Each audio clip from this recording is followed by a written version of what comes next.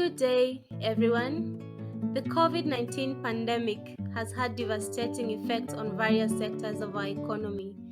Persons and individuals who were doing extremely well prior to the COVID-19 pandemic have not been left the same. People have lost wages and profits, and as a result, they cannot afford basic necessities such as food, medical care, school, and so on and so forth.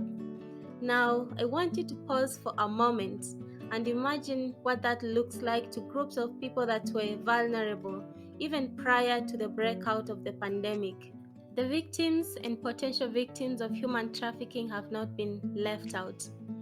Instead, the risk of being trafficked and being maintained in trafficking conditions or being re-trafficked have multiplied a number of times. And so today I'll just be bringing to our attention a few ways in which these risks have been aggravated and how that has been accentuated through the mechanisms put in place to curb the spread of the COVID-19 pandemic, such as movement restrictions and lockdowns and so on. Identification of victims has been made more difficult through imposing of lockdowns.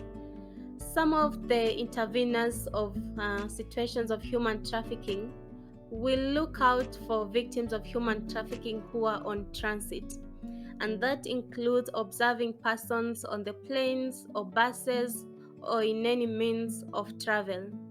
However, then with the lockdowns and with the prohibition of certain degree of travels, then the chances of identifying such victims on transit are reduced to almost minimum. Many of non-governmental organizations and nonprofits that were providing services and reprieves to victims and potential victims of trafficking have cut down their operations greatly.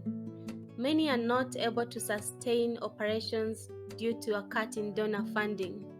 This is attributable to the pandemic, which has reduced the incomes of donors, and thus many organizations in Kenya are not able to operate as usual.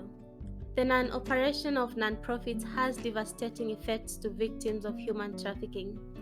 It means that shelters are closed or shelters are not operating as usual. So a victim of human trafficking may not even run from a situation, because then where will they go if the shelter is closed? This means that they will keep on being under trafficking conditions, and even they will be at a risk of being re-trafficked. The pandemic has shaped the priorities of our government and social protection services. We are all aware of the increase in cases of domestic violence in Kenya today. Now, once again, I want you to imagine how that would look like for victims of human trafficking. That means their rights are more at risk.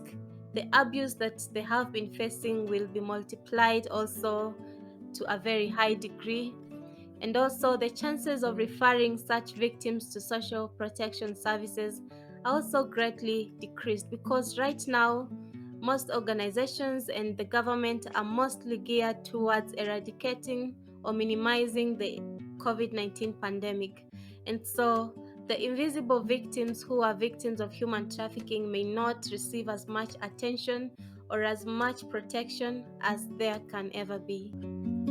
There are many causes of human trafficking, and some of the most prominent are poverty, low income levels, lack of employment, low levels of education, and so on and so forth. With the COVID-19 pandemic, most people have been kicked out of their jobs, their salaries have been slashed, students have dropped out of school, and other very sad incidences. So what this means is that there are more vulnerable people who are at risk of human trafficking. And the human traffickers will not wait another second as soon as they are able to traffic these persons. I know for sure that after watching this clip about how the COVID-19 pandemic has worsened the plight of victims of human trafficking, you may have questions of what you can do to make their suffering much lesser or more bearable. In our next video clip, we shall advise you on the various things that you can do in every small or big way to contribute to the fight against human trafficking in Kenya.